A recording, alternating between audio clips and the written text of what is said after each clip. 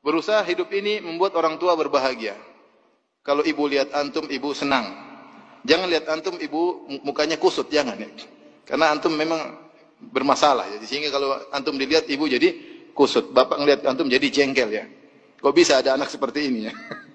Oleh karenanya, ini yang pertama, jangan lupa mau sukses apapun di dunia maupun akhirat, jangan lupa untuk berbakti kepada orang tua. Saya punya teman di Jakarta, dia kerja, dia bilang sama saya, Ustaz, saya kerja sehari mungkin cuma sebulan cuma 3 jam kalau di total kerja saya. Cuma telepon saja, telepon sini. Dia bilang suatu hari, sebabnya dia dapat kemudahan seperti suatu hari, ibunya punya hutang dan lagi ditagih-tagih. Dan dia waktu itu sudah nabung uang selama setahun kalau tidak salah 15 juta. Ibunya sedang ditagih-tagih. Akhirnya ibunya bilang sama dia, akhirnya dia bayar 12 juta. Uang dia 15, semua tabungan dia 15 bertahun-tahun, ibunya butuh 12. Akhirnya dia bayar, tapi dia bilang sama ibunya, Mak, atau Bu, coba cek lagi masih ada utang yang lain enggak? Masih ada enggak? Ibunya bilang, cek-cek, ternyata masih ada, Nak. Masih ada 3 juta lagi. Pas 15 juta.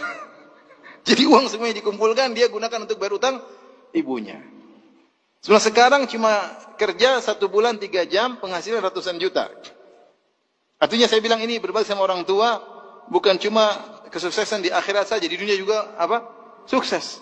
Jadi berusaha menjadi seorang yang soleh, berbakti kepada orang tua, dan insya Allah berhasil dunia dan akhirat ya. Berhasil dunia dan akhirat. Jadi, dan masih banyak contoh-contoh yang lain yang ya saya lihat teman-teman saya, teman-teman dekat yang saya itu persis mereka sukses gara-gara mereka berbakti kepada orang tua. Apakah mereka seorang dai, apakah mereka seorang pejabat, apakah mereka seorang pegawai, apakah mereka seorang bisnismen, mereka berhasil karena orang tua. Jadi sekali lagi jangan pernah pelit sama orang tua.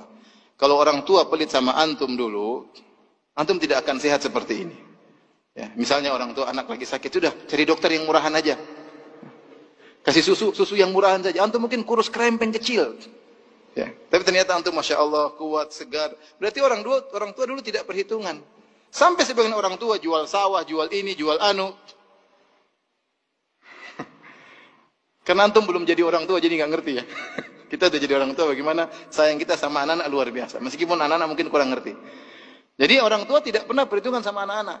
Jangan antum sudah besar nanti perhitungan sama orang tua. Sekarang antum masih belajar. Nanti kalau sudah sukses, jangan sampai perhitungan sama orang tua. Sama orang tua pokoknya jor-joran. Disitulah pahala sangat besar. Kata Nabi SAW, فَفِيهِمَا فَجَاهِدْ. Maka berjihadlah untuk berbakti kepada kedua orang tua. Berbakti kepada kedua orang tua butuh perjuangan. Sampai Nabi mengatakan itu adalah jihad. Perjuangan waktu, perjuangan pikiran, perjuangan perasaan. Apalagi orang tua sudah tua. Mungkin pikun, mungkin suka ngomel-ngomel. Sabar.